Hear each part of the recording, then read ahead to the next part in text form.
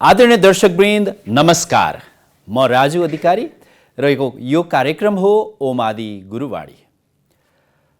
सप्ताहमा सोमबार र बिहीबार प्रभातकालमा हामी यहाँहरूको टेलिभिजन स्क्रिनमा पुग्छौँ र विचारलाई आन्दोलित गर्ने, आत्मालाई प्रकाशित गर्ने, जीवनलाई आलोकित गर्ने परम पूज्य बालयोगी आदित्यज्यूका सद्विचारहरू बाँड्ने पस्कने गर्छौँ। परम पूज्य बालयोगी आदित्यज्यू अहिले केवल 11 वर्षमा हिँड्दै हुनुहुन्छ। उहाँको शरीरको आयु 11 वर्ष, तर उहाँको ज्ञानको आयु अनन्त, असीम, अथाह र अन्तहीन छ। किनभने उहाँले वेद, उपनिषद, विभिन्न धर्म ग्रन्थहरूबाट पनि श्लोकहरू लेख्ने गर्नुहुन्छ, सूत्रहरू लेख्ने गर्नुहुन्छ। त्यसै गरी जीवन र जगतसँग सम्बन्धित प्रत्येक आयाममा उहाँका कलमहरू चलेका छन्। परम पूज्य बालयोगी आदित्यज्यूका सपना, योजना, विचार र वाणीहरूलाई मूर्त रूप दिन र विश्वव्यापी बनाउन ओम आदि फाउन्डेसनको स्थापना भएको छ, जसको 8औं वर्ष हामीले भर्खरै उल्लासपूर्वक मनायौँ, अर्थात् 8औं वार्षिकोत्सव सम्पन्न गर्यौँ। उक्त कार्यक्रममा परम पूज्य बालयोगी आदित्यज्यूको इच्छा अनुसार साधनाका अनुभूतिहरू बाँड्ने प्रक्रिया पनि रह्यो र विभिन्न साधक, भक्त, अनुयायीहरूले परम पूज्य गुरुदेवका साधनात्मक विशेषताहरू बाँड्नुभयो, आफ्ना भाव र अनुभूतिहरू पस्कनुभयो। सोही क्रममा परम पूज्य बालयोगी आदित्यज्यूलाई जन्म दिने गुरुमाता ईश्वरा गुरागाईज्यूले पनि आफ्ना अनुभवहरू बाँड्नुभयो। विशेष गरी परम पूज्य बालयोगी आदित्यज्यूसँग अविच्छिन्न, अविरल र प्रत्येक पल सँगै रहनुहुने र सबै साधनाका साक्षी बन्नुहुने, सबै ज्ञान र प्रयोगका द्रष्टा बन्न पाउनुभएकी गुरुमाताले अन्तर्भावबाट आफ्नो भावना पोख्नु भएको थियो। हामी परम पूज्य बालयोगी आदित्यज्यू भित्रको जुन तपस्या र साधनाको महासागर छ, अर्थात् उहाँको साधनात्मक परिचय छ, यसमा केन्द्रित रहेर आज हामी गुरुमाता ईश्वरा गुरागाईज्यूले प्रस्तुत गर्नुभएको मनोभावलाई यहाँहरूको सामु प्रस्तुत गर्न गइरहेका छौँ। आदरणीय दर्शकवृन्द, कतिपय उद्गारहरू, विशेष गरी गुरुमाताका उद्गारहरू हामीलाई अचम्मित पार्ने किसिमका पनि छन्। उहाँले त भन्नु पनि भएको छ, यदि हाम्रो अगाडि, मेरो अगाडि साक्षात् शिव भगवान नै प्रकट हुनुभयो भने पनि अब मलाई अचम्म लाग्न छाडिसक्यो, किनभने मैले त हरेक दिन नयाँ नयाँ चमत्कारहरू देख्छु, हरेक लेखाइमा नयाँ नयाँ उद्गारहरू देख्छु र उहाँका दैनिकी, उहाँको जीवनशैली, उहाँको दैनिक क्रियाकलापहरू पनि अद्भुत किसिमको छ। र विशेष गरी गुरुमाता ईश्वरा गुरागाईज्यूको अनुभव के छ भने, आदित्य गुरुदेव अर्थात् बालयोगी आदित्यज्यूको बारेमा व्याख्या गर्नु भनेको, उहाँको परिचय दिनु भनेको एक मूर्खतापूर्ण कदम हो, जहाँ शब्दमा समेटिन सकिँदैन। आदित्यज्यू केवल एक अनुभूति हुनुहुन्छ। विशेष गरी गुरुमाता ईश्वरा गुरागाई भन्नुहुन्छ, अनुभूति छ भने मात्रै बालयोगी आदित्यज्यूलाई बुझ्न सकिन्छ, नभए तर्कका आँखाले, विचारका आँखाले, शब्दका आँखाले, भाषाको आँखाले मात्रै हामीले बुझ्ने र हेर्ने प्रयास गऱ्यौँ भने परम पूज्य बालयोगी आदित्यज्यूलाई सम्झन, बुझ्न र चिन्न निकै नै गाह्रो छ। आउनुहोस् आज हामी गुरुमाता ईश्वरा गुरागाईज्यूले अभिव्यक्त गर्नुभएको अन्तर्भाव उहाँकै मुखबाट प्रत्यक्ष रूपमा श्रवण गरौँ। ओम आदि, सबैजनामा ओम आदि, हार्दिक स्वागत। आज हाम्रो संस्थाको 8औं वार्षिक उत्सवको दिन मङ्सिर 29 गते म स्मरण गर्न चाहन्छु। त्यो दिन 2071 सालको असार 25 गते जब गुरुमा ज्ञान प्रादुर्भाव भएको हामीले थाहा पायौँ। छन त जन्मिँदैदेखि थियो भन्नेपछि उहाँले स्पष्ट पनि पारिसकेको थियो। त्यसपछि हामी एउटा सानो एउटा कोठादेखि चाहिँ सुरुवात भएको यो हाम्रो फाउन्डेसन 2071 को मङ्सिर सायद 28 गतेको दिन हुनुपर्छ। त्यो दिन चाहिँ गुरुले मङ्सिरमै दर्ता गर्नु है यो संस्था भनेर भनिसकेको थियो, तर दिन चाहिँ एक दिन मात्रै बाँकी थियो। म त्यो सम्झिन्छु। त्यतिखेर हामी कोही पनि सायद जोडिएको थिएनौँ, अलिअलि मात्रै हामी जोडिएको थियौँ र गुरुको पूज्य ठुलो बुवा होइसिन्थ्यो। 28 गतेको दिन मलाई स्मरण छ, हामी मात्रै थियौँ र 29 गते संस्था दर्ता गर्नु भनेर उहाँलाई एउटा जिम्मेवारी दिइसकेको थियो र भोलिपल्ट 29 गते हामी चाहिँ यो संस्था ओम आदि फाउन्डेसन, त्यतिखेर आदित्य संरक्षण प्रतिष्ठानको नामले दर्ता गर्न 2071 मङ्सिर 29 गतेको दिन सफल भएको छौँ। र अर्को हाम्रो AP1बाट प्रसारण भइरहेको मादी गुरुबाडीको 100औं एपिसोडमा प्रवेश गर्न सफल भएकोमा त्यसको लागि पनि सम्पूर्ण हाम्रो क्याप्टेन साहबदेखि लिएर प्राविधिक टोली, डाक्टर राजु अधिकारी, प्रस्तोता, गुरु शिष्य, उहाँलाई पनि हृदयदेखि नै आभार व्यक्त गर्न चाहन्छु, ओम आदि भन्न चाहन्छु। अरू त अब मलाई खासै प्र्याक्टिस पनि छैन। यसरी मलाई आज क्याप्टेन सरले नि हो दिदीले भने जस्तो मलाई हजुरले केही अनुभूतिहरू सेयर गर्नुपर्छ भनेर भनिसकेको भएर अब मैले नाइ भन्दै पनि मलाई अब कसरी अब आफै आमा हुँ, खोइ कहाँबाट सुरु गरौँ कहाँबाट अन्त्य गरौँ भन्ने पनि लाग्छ, एक किसिमको भय पनि लाग्छ, डर पनि लाग्छ। सत्य आँखा अगाडि छ, मै स्वयं पत्याउँ कि नपत्याउँ भन्ने अवस्थामा मैले कसरी यसलाई विश्वास दिलाऊँ भन्ने पनि लाग्छ। खासै उहाँलाई विश्वास गरौँ नगरौँसँग पनि त्यस्तो आत्मा छ कि उहाँलाई फरक पर्दैन। उहाँको आफ्नै जीवनशैली छ, आफ्नै दिनचर्या छ, जसलाई मैले विगत 12-11 वर्षको भइसक्यो जन्मेको दिनदेखिको अनुभूति छ मलाई। अब भन्न पनि भक्काने जस्तो पनि फिल हुन्छ, अब कसरी सेयर गरौँ भन्ने र मन त बाँडेको छु मैले, किनभने जति रुनु म पहिल्यै रोइसकेको छु, त्यही भएर अहिले धेरै मुस्कुराउन पनि सिकिसकेको छु। त्यस्तो धेरै उ त छैन, तर अब अहिले साधनात्मक यात्राको कुरालाई अलिकति सेयर गरिदिनु न हजुरले, प्रत्यक्ष रूपमा अनुभूति गर्नुभएको कुराहरू भन्ने प्रसङ्ग आएको भएर केही गरौँ न त। मैले जुन कुरा अनुभूति भोगेको छु त्यसलाई अलिकति भए पनि धेरै त अब मैले गर्न थालेँ भने सायद म कन्टिन्यू बोलिरहँदा पनि म 1 महिनासम्म पनि यो भ्याउने अवस्था छैन, किनभने निरन्तर गुरुदेवले यसरी हिँडिसकेको चाहिँ 8 वर्ष भयो कन्टिन्यू गएको, र साधनात्मक यात्रामा लागिसकेको चाहिँ यसरी यात्रा कन्टिन्यूमा भएको पनि 4 वर्ष चाहिँ कम्प्लिट नै भयो। त्यसमा पनि अब उहाँको एउटा एकदमै अद्भुत विशेषता के छ भने उहाँ दिनमा 12 बजे अगाडि अन्न खाइसिन्न र रातमा 12 बजे अगाडि उहाँलाई निन्द्रा लाग्दैन।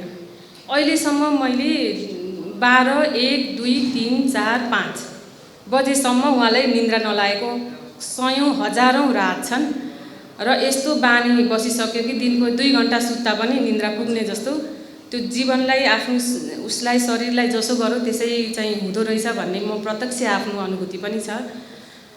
र यात्रा साधनाको क्रममा चाहिँ साधना भन्ने कुरा नै मलाई पनि स्वयंलाई पनि थाहा थिएन कि साधना के हो। म त पढेर जागिर खाएर अब एउटा आफ्नै उसमा भएको मान्छे, मलाई खासै साँच्चै भन्नु भने हृदयबाट मलाई थाहा पनि थिएन। अब सानै उमेरमा यो स्ट्रगल एउटा पिरियडमा भयो, त्यसपछि गुरु जन्मिस्यो, त्यसपछि फेरि यो अवस्थामा आइस्यो। अब अहिले निरन्तर साधना हुन्छ, उहाँको निरन्तर ध्यान हुन्छ। आज यो वार्षिक उत्सव यो सकाएर भोलिदेखि हाम्रो 100 दिनको यात्रा छ। उहाँले ब्रह्मत्व साधनालाई 100 दिन छुट्याइसकेको छ। भोलि पुसको 1 गतेदेखि हामी चैतको 7 गतेसम्म साधनात्मक उसमा फेरि प्रवेश गर्दै होइसिन्छ उहाँ, त्यसको लागि तयारी हुन्छ उहाँको। योभन्दा अगाडि हजारौं यात्रा 100औं यात्राहरूको मैले अनुभूति मसँग छ पनि। त्यस्तै अब कुनै एउटा दुईटा म यस्तो घटनाहरू म अलिकति सेयर गर्छु। जस्तो उहाँ चाहिँ अब एउटा कुनै साधना जस्तो ब्रह्मत्व पञ्चतत्त्वको साधना सिद्ध्याइस्यो, त्यसपछि म यो साधना गर्छु भनेर रिकर्ड उहाँले सबै कुराहरू सुरुमा सेड्युल बनाइसिन्छ। अनि त्यो अनुसारले अब कसलाई लाने, कसरी लाने, एक्लै जाने हो कि त्यो सबै हर दिनको उहाँको प्लानिङ हुन्छ। आज के गर्ने भन्ने कुरा आजै बताइसिन्छ। मेरो जीवन कस्तो छ भने आज म यहाँ छु, अब अहिले म घर पुगेपछि म भरे बेलुका रातिको बास बस्न कहाँ पुग्छु भन्ने कुरो मलाई म स्वयंलाई पनि थाहा छैन। यो सुन्दा अचम्म लाग्छ होला, तर सत्यता यही हो। जो नजिकमा हुनुहुन्छ, जो पेरिफेरीमा हुनुहुन्छ, उहाँहरूले सबैलाई थाहा छ। म आज यहाँ छु, अब भरे बेलुका घर जाँदा कहाँ, आज रात घरमा बस्यो भने भोलि बिहान उठ्दाखेरि हामी कहाँ हुन्छौँ भन्ने कुरोको दिनचर्या त्यो छैन। र उहाँको रङमा म रङ्गिसकेको छु। उहाँ जसरी हुन्छ म उहाँको त्यसरी नै मैले चाहिँ आफूलाई पहिला ऊ लाग्थ्यो। तर अब मेरो अर्को विकल्प पनि छैन, किनभने अरूलाई त यसो नगरौँ है, अल्छी लाग्यो है भन्न पाइन्छ। आमा भएपछि त्यो एउटा सन्तान, एउटा गुरु त सेकेन्डरी हो मेरो लागि। अरूको लागि परम पूज्य गुरुदेव भए पनि मेरो लागि पहिलो त मेरो सन्तान हो, मेरो पुत्र हो, त्यसरी हेर्छु म। अनि यसरी यात्राको क्रममा हामी एकचोटि गुरुदेवले मलाई 72 घन्टासम्म नउठाउनु, यस्तै पुस माघको दिन थियो सायद, 7 दिनको साधनामा 3 दिनसम्म चाहिँ उहाँले बन्द कोठाभित्र मलाई चाहिँ त्यो के भन्छ मार्बलको चिसोमा यसरी सुताइदिनु मलाई। अनि सबै सेड्युल हुन्छ, यसरी यो यति बजेर यति मिनट जाँदा मलाई उठाउनु, म उठिनँ भने यसरी शङ्खध्वनि गर्नु, यसो भएन भने यसो गर्नु भनेर उहाँले सुरुमै प्लानिङ गरेर त्यो साधनामा छिरिसेको हुन्छ। अनि त्यसरी नै उहाँले यो आजभन्दा 3 वर्ष सायद अगाडि, 3-4 वर्षै भयो होला, साधनाको सुरुवाती दिनहरूमा उहाँले। अनि त्यसरी बन्द कोठामा उहाँले चाहिँ भनेअनुसारले हामीले बनाएर उहाँलाई, हामी अरू टिम पनि छौँ, गुरुको सबैजना हामी छौँ, परिवार छ हाम्रो, सबै अरू शिष्यहरू पनि होइसिन्छ। उहाँहरूले चाहिँ गरेर अब सबै बनाएर उहाँलाई भित्र सुताएपछि उहाँले भनेअनुसारले सुताएर बाहिरबाट चाबी लगाइदिनु पर्ने त्यो कोठामा। अन्धकार, फेरि सूर्यको उपस्थिति नहुनुपर्ने, घर सबै कालो कपडाले, कालो प्लास्टिकले घर बन्द गरेको थियो। अनि त्यसरी उहाँले 72 घन्टापछि ढोका खोल्ने भनिसकेको थियो। खोल्दाखेरि उहाँले कसले खोल्ने, कसले पहिला बोलाउने भनेर पनि उहाँले भनिसकेको हुन्छ। सबै इच एन्ड एभ्रिथिङको सेड्युल, जुन जति प्रश्न हजुरले अहिले भन्नु भने हर प्रश्नको उत्तर छ भनेर हाम्रो सागर भिनाजुले उहाँले भनिसक्यो। त्यस्तो उहाँलाई जति जे सोध्न सक्ने क्यापेबिलिटी हामीमा हुनु पर्यो। हर प्रश्नको उत्तर छ, तर सोध्ने शैली हुनु पर्यो, सोध्न सक्ने हुनु पर्यो। कुन लेभलको क्वेसन सोध्ने त उहाँसँग, के सोध्ने त? उहाँ त ज्ञानको भण्डार सबै थोक छ, तर सोध्न जानिरहेको छैन। उहाँ अहिलेसम्म पनि त्यही भन्नुहुन्छ। त्यो उहाँको स्तरको प्रश्न हामी सानो सानो कुरामै अल्झेको, नाम सोधेको, जागिर सोधेको, यो सोधेको, त्यो सोधेमा नै उहाँलाई रहन यसरी हामीले राख्यौँ। तर उहाँको त्यो जुन चेतनाको त्यो लेभलको प्रश्न पनि सायद हामीले गर्न सकेको छैनौँ कि जस्तो मलाई अनुभूति हुन्छ अहिले आएर। अनि त्यसरी गर्दा उहाँले मलाई फलानुले उठाइदिनु, यो गरिदिनु भनेर भनिसकेको थियो। त्यही अनुसारले उहाँलाई उठाउनलाई 72 घन्टासम्म बालक छोराछोरी, त्यतिखेर त उहाँ सायद 5-6 वर्षको पनि होइसिन्न थियो, बन्द कोठामा थुनेको छ, बाहिरपट्टि रुँगेको छ, दिन पनि रुँगेको छ। र 72 घन्टा बित्नलाई 72 जुनी बिते जस्तो लाग्छ त्यतिखेरको त्यो क्षण सम्झिँदा पनि मलाई। गरेर चिसो महिनामा छ, मार्बलमा सुताएको छ, फेरि कसैलाई भन्न दिसिन्न, कसैलाई सुनाउन पाइँदैन। यो सार्वजनिक ठाउँमा सुनाउन दिन थालेको पनि भर्खरै मात्रै हो, यसरी हामी प्रस्तुत भएको पनि भर्खरै मात्रै। उहाँले पुरै रिजर्भमा, किनभने जति रिजर्भ बस्यो त्यति ऊर्जा हुन्छ भनिन्छ, जति मौनता बस्यो त्यति हुन्छ भनिन्छ। त्यो भएर पनि हो। अनि गरेपछि उहाँले ठुलो बाबालाई उठाउनु भनेर भनिसकेको थियो। पहिला छिर्दाखेरि एक्कासी उहाँ चाहिँ 2-3 मिनटपछि एकदम ठुलो आवाजमा रुन थालिस्यो। रोएपछि हाम्रो आत्मा के भयो होला बाहिर कि अब छैन नि भन्ने, मैले त मेरो त 100 मनमा 1 मन पनि मलाई भित्र छ, मेरो छोरा जीवित छ भन्ने त मैले कल्पना पनि राखेन। किनभने त्यत्रो ठुलो मान्छे भित्र उहाँ गरेर रुन थालेपछि एकदमै कम्पन भयो। हामी अरू थुप्रोजना छौँ बाहिर, के भयो कसो भयो। फेरि यस्तो सेड्युल छ कि टाइमिङको यस्तो पर्फेक्ट छ उहाँको, त्यो 5 मिनट पछि मात्रै अरू इन्ट्री गर्नु है भन्यो भने भित्र जुनसुकै घटना भयो भने पनि 5 मिनटभन्दा अगाडि जान पाइँदैन। फेरि त्यो पाइँदैन। उहाँको रुल्स भनेको रुल्स नै हो। उहाँको त्यो रुल्स फलो गर्न सकेन भने उहाँ सक्यो अब त्यो। अनि त्यतिन्जेल पनि 5 मिनटसम्म पनि भएन, भित्र गएर अनुहार हेर्न पनि पाउँदिन होला भनेर गरेर अनि पछि फेरि 5 मिनटपछि हामी भित्र छिर्दा उहाँले काखमा लिएर बस्नु भएको रहेछ। बस्दाखेरि भर्खर उहाँको चाहिँ थोरै तातोपन भएर जे उहाँ हुनुहुँदो रहेछ। त्यो क्षण सम्झिँदा पनि अनि पहिलो सुरुवातीको दिन थियो, यस्तो काली लाग्थ्यो। कलम समाएदेखि मलाई अब भरे के लेखिन्छ र कसरी गर्ने भन्ने लाग्थ्यो।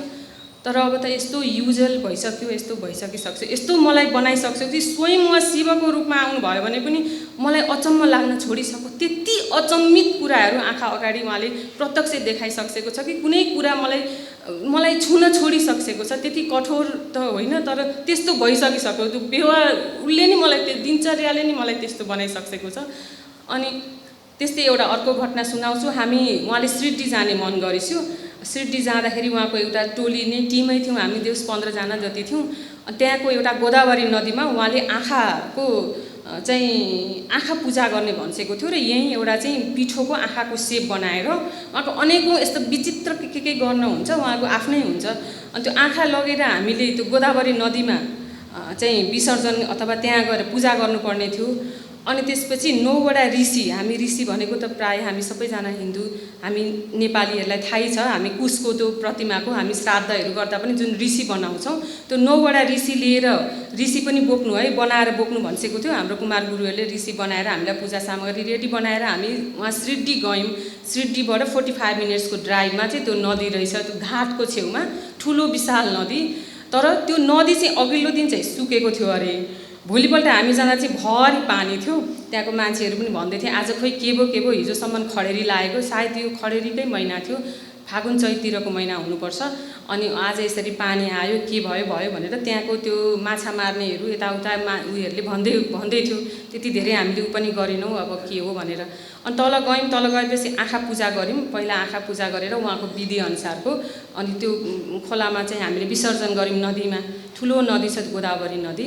अनि त्यसपछि उहाँले ऋषिलाई खिर बनाएर लानु भनिसकेको थियो। हामीले होटेलबाटै खिर बनाएर अनि ऋषि पहिला पूजा गरेर टपरीमा दुनामा राखेर ऋषिलाई हामीले बगायौँ। त्यसपछि त्यो ऋषिहरूको लागि खिर, अब 9 वटा टपरीमा हामीले ऋषि हालेर यसरी खोलामा बगाएको। अब टपरीकोमा त भएको कुश त बग्छ नि, डुब्दैन नि, परसम्म बगेर गएको। हामीसँग भिडियो पनि छ, त्यो गइरहेछ। अब 9 वटा ऋषिहरू पर बगेर जानुभयो। त्यसपछि उहाँहरूको लागि भनेर खिर फेरि पूजा गर्न 9 जना शिष्य यसरी उभिएर, शिष्यहरू हुनुहुन्थ्यो। हामी म र गुरुमाथि बसेर हेरिरहेको छौँ डिलमा। अनि त्यो 9 वटा खिर त्यसरी राखेर खिरलाई पिण्ड भनौँ न, खिर होइन पिण्ड पूजा गरेर नदीमा अर्पण गर्दा टपरीमा राख्दा त खिर त डुब्यो, किनभने वेट छ टपरीमा। ऋषि त बगेर गएको थियो, खिर त डुब्यो। अनि डुबे पनि अब भगवानले अर्पण गर्नु भनिसकेको छ उहाँले भनेर हामीले पूजा गऱ्यौँ। पूजा गर्दै थियौँ। 9 वटा यसरी पिण्ड तल खोलामा डुबिसक्दाखेरि कसैको दृष्टि पर्यो। कसले भने मलाई ठ्याक्कै आएन, कोही हुनुहुन्थ्यो शिष्यमध्ये कसैले। त्यो ऋषिहरू 9 वटा ऋषि यसरी बग्ने खोला बगेर हामीले परसम्म 9 वटा लाइनै गएको टपरी देखेकोमा त्यो टपरी यसरी उल्टो बगेर आयो। भन्दा कस्तो लाग्छ, तर हामी प्रत्यक्षदर्शी छौँ। त्यो टपरी यसरी उल्टो खोला बगेर आएर त्यो पिण्ड भएको ठाउँमा यसरी घुमेर उल्टो यताबाट बगेको त्यो टपरी, त्यो पिण्ड हामीले दिइसकिसकेपछि फर्क्यो के, उल्टो बगेर आयो खोलाबाट। अनि ल ऋषि त आयो भनेपछि अत्यास भयो, डर मर्दो भयो, किनभने खोला उल्टो बग्यो। यता गएको ऋषि सट्टै फर्किँदाखेरि यता आयो कि, अब उल्टो भयो नि त, कसरी बग्छ त? यता बगिसकेको कुरा त फेरि फर्केर बगेर आउँदैन। 9 वटा यसरी लाइन, हाम्रो डाक्टर उपेन्द्र दाई पनि होइसिन्थ्यो त्यतिखेर। यसरी फर्केर आउँदाखेरि लु ऋषि आउनुभयो भनेपछि त यति भयभीत, यति डर मर्द, यति, किनभने बगिसकेको कुरा कसरी फर्केर आयो भन्ने त्यो प्रत्यक्ष त्यहाँ हुँदा जसलाई पनि थोरै भए पनि हुन्छ, थोरै अचम्म पनि हुन्छ। त्यसरी घुमेर आएर यसरी त्यो परिक्रमा गरेर त्यो फेरि आफ्नै वेमा गएको मलाई अद्भुत यति अद्भुत प्रत्यक्ष जुन आँखाले बगेर आएको कुरा मलाई। अनि पछि हामीले भन्यौँ पनि हामी मान्दैनौँ नि, अहिले हामी जसरी हामी पितृ उयोहरू श्राद्ध कर्म गर्न मान्दैनौँ, तर साँच्चै हुँदो रहेछ भनेर सायद हामीलाई चेतना दिनलाई पनि गुरुले त्यो देखाइसकेको होला। त्यसरी हामीले आफ्नो पितृहरूलाई गर्दाखेरि हामी अहिले त्यति धेरै, अहिले हाम्रो समाजले त्यति कसैले नमान्नु होला अथवा धेरैजनाले मान्नु होला, त्यो प्रत्यक्ष रूपमा हुँदो रहेछ भन्ने मैले त्यो एउटा अनुभूति गरेको छु। अर्को यात्राको क्रम त अब हजारौँ यात्रामा म हिँडेको छु। भर्खरै पनि हामीले 60 दिनको धरती साधनामा गएको थियौँ।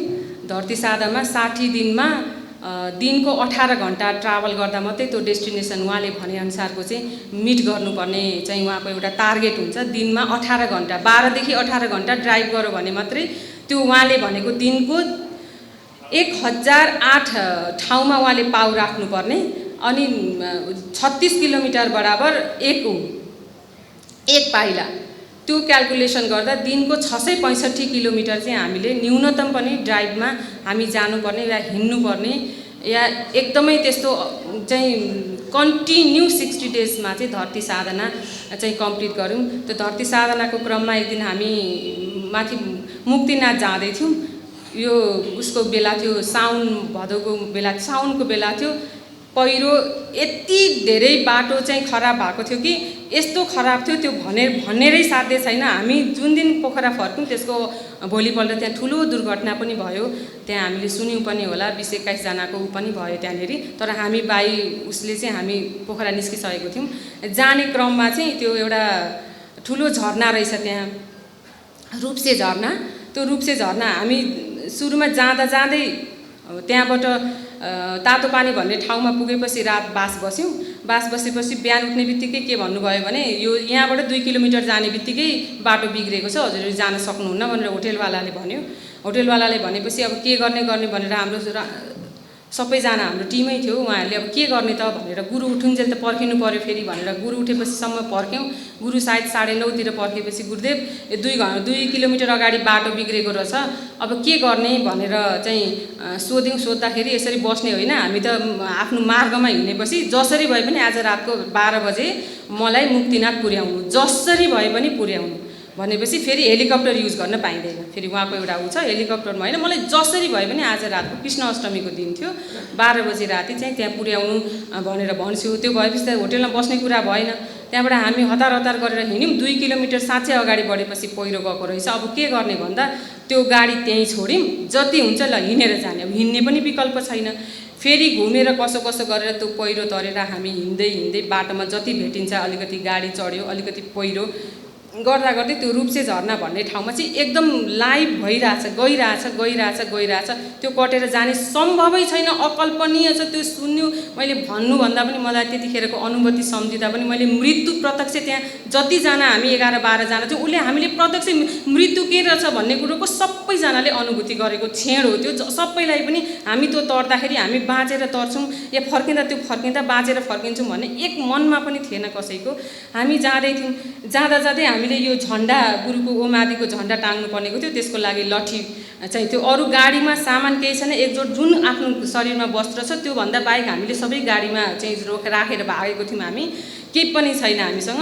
त्यो झन्डाको चाहिँ लठी बोक्नुपर्ने छुटेपछि त्यो छेउको एकजना दिदीले तपाईँहरूको सामान छुट्यो भने अब म अलि हिँड्न नसक्ने, हाम्रो नवीन भाइ साहब हुनुहुन्छ, उहाँ पनि हिँड्न नसक्ने, अरू यङहरू हुनुहुन्थ्यो, उहाँले गुरु भाइ बोकेर कुदिहाल्नु भयो। अब म चाहिँ त्यो डन्ठी पनि बोक्ने भएँ। अनि उहाँ पनि अलि हिँड्न नसक्ने नै पर्नुभयो। अनि 2 जना हामी जाँदै थियौँ। अरूले त त्यो पहिरो कुदे यस्तो कुद्ने कि 1 सेकेन्ड रोकिनु भयो भने तल काली गण्डकीमा यस्तो छ कि यो यस्तो धारबाट हिँड्नु पनि तल काली गण्डकी छ, यतापट्टि अब यहाँ माथिबाट पहिरो गइरहेको छ। एउटा मात्रै पाइला अटिन्छ, 2टा पाइला पनि अटिँदैन। यसरी हिँड्नुपर्ने उहाँहरूले गुटुटुटु गुरु बोकेर पार गरिहाल्नु भयो। रह्यौँ बाँकी उहाँ र मैले त्यो काँधमा बोकेपछि उहाँलाई माया लाग्यो। अनि मेरोबाट उहाँले चाहिँ म बोक्छु त हिँड भन्नुभयो। अब कसरी हिँड्ने, अरू त टिम त कटेर गइसक्यो, लु अब हामी 2 जना चाहिँ जाने भयौँ नै भन्ने भयो। अनि परबाट के गर्छ भने आर्मी पुलिसहरू पनि होइसिन्थ्यो, उहाँहरू सहयोग गर्ने हाम्रो सरहरू होइसिन्थ्यो। उहाँहरूले यति आवाज दिनुहुन्छ कि तिमीहरू छिटो आऊ भन्नुहुन्छ। अनि उहाँ अलिकति पछाडि होइसिन्थ्यो, अनि म अलिकति अगाडि थिएँ। जाँदै मेरो खुट्टा स्लिप भएर त्यो यता खोलातिर भए त म सकिहाल्थ्यो। यतापट्टि हिलोको दलदलमा मेरो खुट्टा घुँडासम्म मेरो खुट्टा भाँस्यो। अब भाँसिएपछि के गर्दा निकाल्ने उपाय छैन। अब माथिबाट यति आवाज आइरहेको छ कि छिटो त्यहाँबाट चाहिँ एक्जिट हुनु, छिटो आउनु, छिटो तर भनेर चिच्याको कोलाहलको आवाज आउँछ। मेरो खुट्टा अड्क्यो। अनि त्यस्तै उतापट्टिबाट आउने यात्रीहरू पनि श्रीमान श्रीमती हुँदो रहेछ 2 जना। त्यस्तै गरी भाग्दै उहाँहरू पनि माथि हेर्दै भाग्दै हुनुहुन्थ्यो। त्यो उहाँको त्यो बहिनीको एकजना उहाँको श्रीमानलाई मैले यसरी कम्मरमा समात्न भ्याएको छु। मैले भ्याएपछि भाइ मलाई बचाइदिनु, मलाई जसरी भए पनि यहाँबाट निकालिदिनु भन्छु। उसको श्रीमती अगाडि थियो। अब उसले के भन्छ, ऊ मलाई बचाउन थाल्दा हामी 2 जनै तल जान्छौँ। श्रीमती भन्छ अब उसको पनि त श्रीमानको माया छ, अब मलाई बचाउन खोज्दा उसको श्रीमानै जाने हो कि भनेर उसको श्रीमान आफू हातले तान्ने, म उसको श्रीमानको कम्मर समाउने।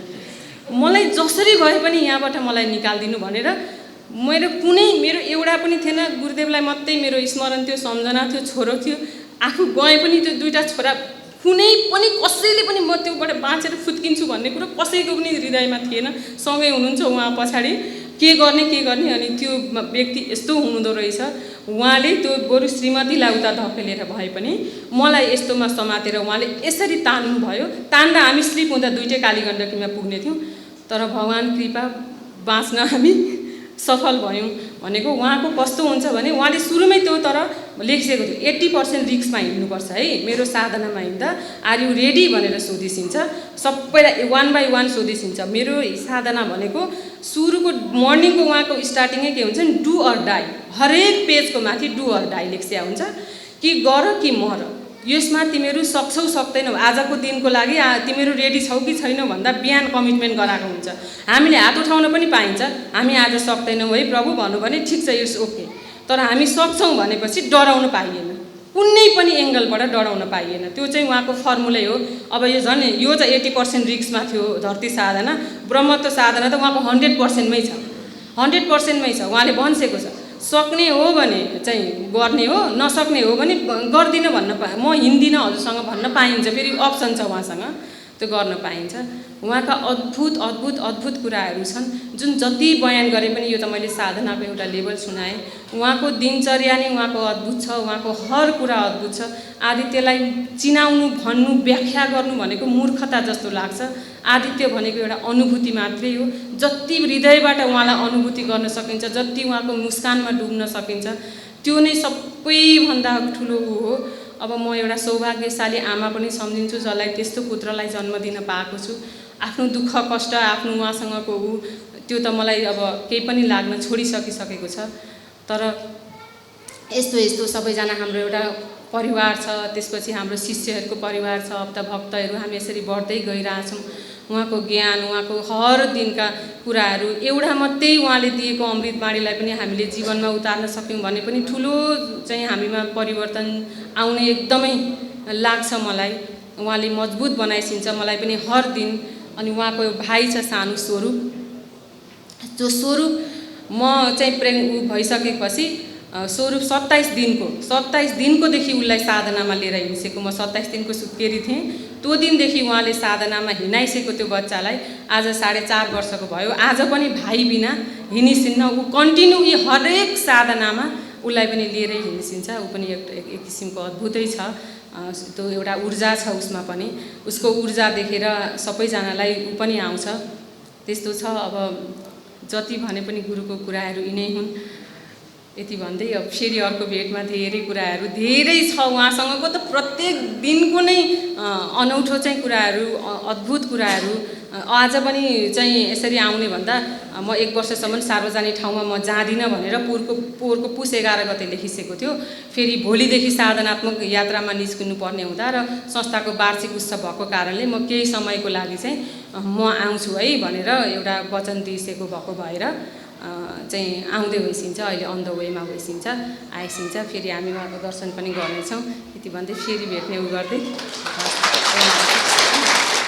ओम आदि गुरुवाणी कार्यक्रममा विशेष गरी हामी परम पूज्य बालयोगी आदित्यज्यूद्वारा प्रदत्त गुरुवाणीहरूको सार संक्षेपलाई यहाँहरूको बीचमा पस्कने गरेका छौँ। तर आज हामी सदाको भन्दा अलिकति अलग तरिकाले प्रस्तुत भयौँ।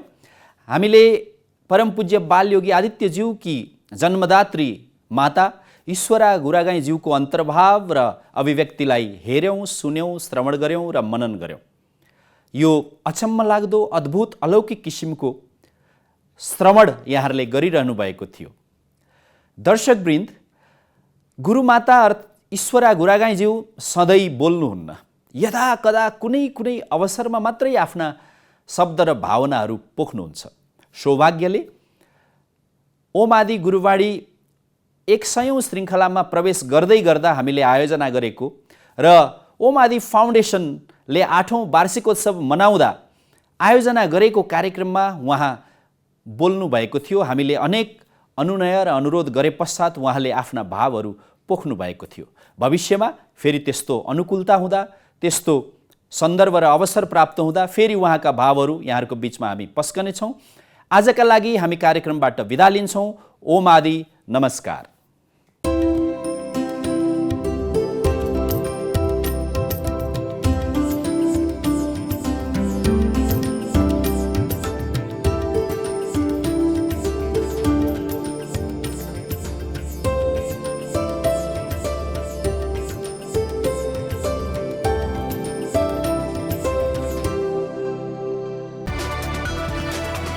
It's an AP1 presentation.